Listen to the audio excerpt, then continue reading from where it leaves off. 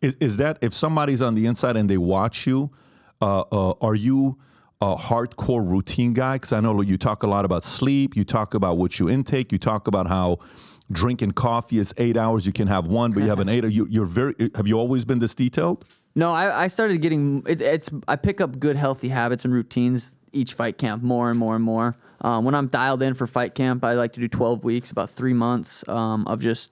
I'm pretty disciplined outside of fight camp, but when I'm in camp, everything's to a T, like sleep, what I'm eating, the caffeine intake. I usually do that out of camp too, because I don't like messing with my sleep. But yeah, I would say it all stemmed from wanting to be the greatest fighter of all time, and that's where it's like, okay, I need to go above and beyond, and need to do the little things that are going to help me get a little bit better. That's going to make me stand out a little bit more, and I feel like it's been a huge role in my career is doing those little healthy habits. Did you say the greatest fighter of all time? I would love. I'm not too set on like legacy and like, because once we're dead, we're dead. I'm not really worried about that, but it'd be cool. I'm in a position to where I can be.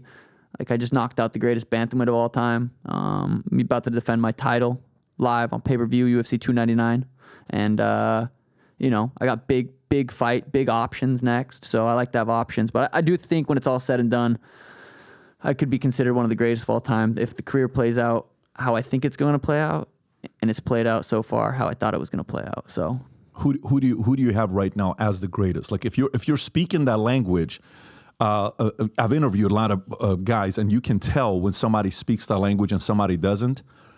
It's a big difference, right? When you talk to Kobe speaks that language, and he knew that from early on when he's ranked the 56th best high school player in the world. He's like one by one until he became the best, and he goes into the NBA. He knew everybody's stats, almost like a historian. Is that kind of who you are? And if yes, who inspired you to think and have this mindset, or is it just your DNA? I'm not like that as far as stats and stuff like that, but the greatest of all time, it'd be hard to argue against John Jones or Khabib. He went 30-0.